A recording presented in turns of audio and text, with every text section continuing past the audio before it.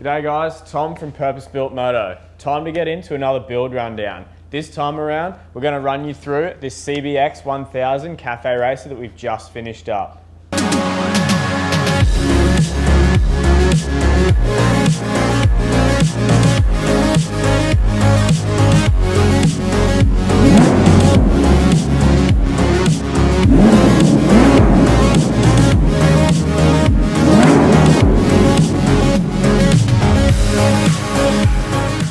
This thing was built for a really great client of ours, Luke. He's a big dude and he loves big bikes. So this 6-cylinder Honda was a perfect match for him. But in its stock form, it just wasn't cutting it for the big guy. So we got to work on slimming it down and lightening it up to really bring out the power that this 6-cylinder puts down. So let me take you through just what we did.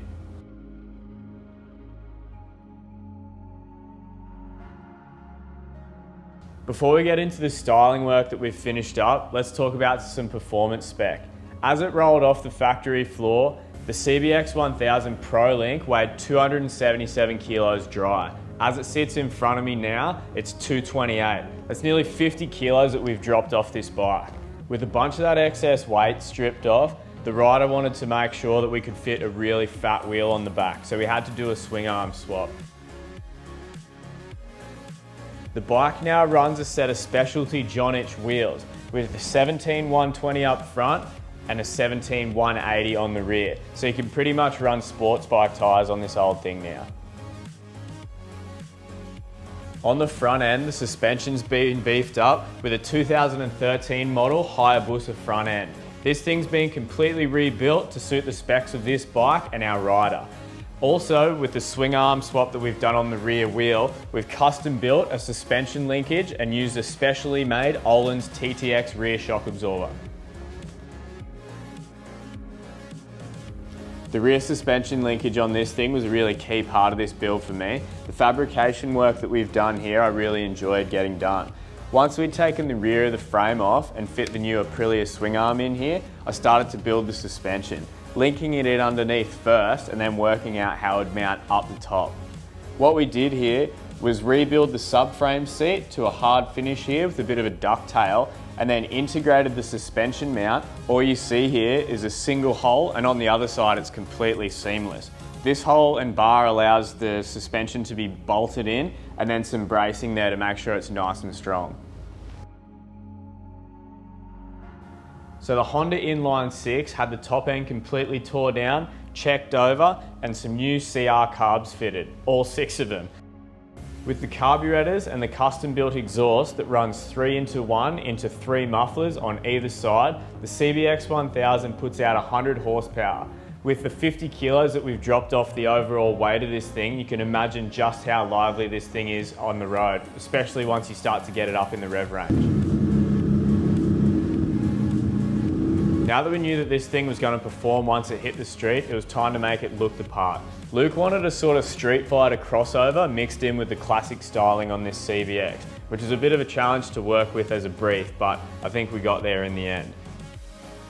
The front end is held together with a custom set of triple clamps and runs 2 Daytona Gauges. We've got a set of mid-rise Pro Taper handlebars, ISR levers, and the purpose-built Moto 3-button switches.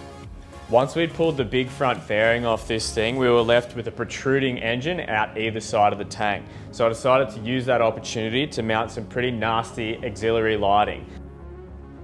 With the auxiliary lighting on either side of the tank acting as the low beam, in conjunction with the halo on the 7-inch Flashpoint, the front of this bike has a real modern edge, all housed and located with custom made bracketry. Wrapping the incredible 24-spoke John Inch wheel is our custom DIY fender kit. So we have the aluminium front fender and the fender fabrication kit used to form up the 3 mounts that we've used on either side of the front fender.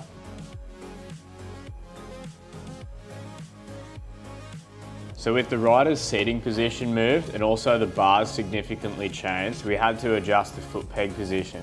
Because Luke's a bigger guy, he's quite tall, we decided to shift them back, but not too far, and also lower them a bit. This still allows you to get a really good cornering angle on this thing, but it gives you a sporty riding feel without feeling too cramped up.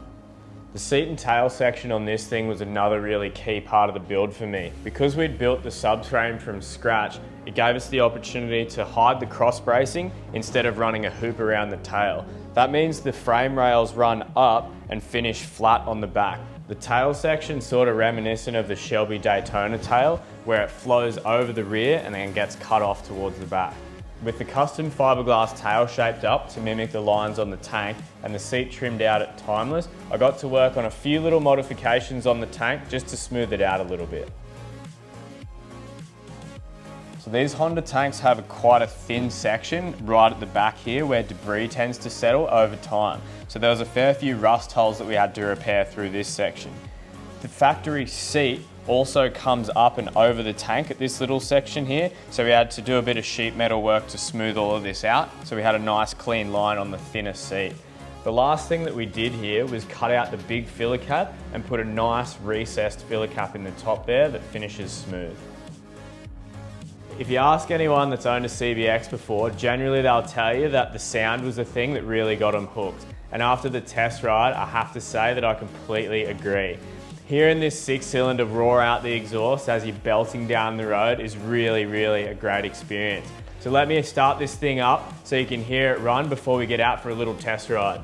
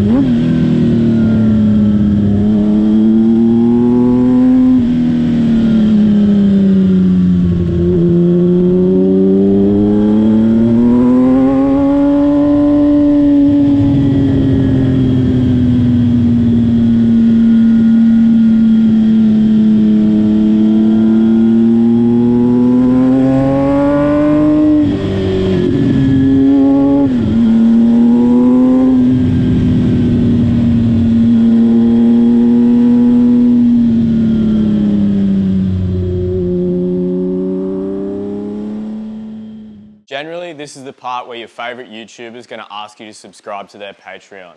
Luckily for you, we're not YouTubers. We're bike builders and parts makers. So if you like the content we create and the bikes we build, or you hate both of those things and just want to grab some gear for your next project, make sure you show your support jump on our online store and give your bike that purpose-built Moto touch. Thanks for watching, and we'll see you next time.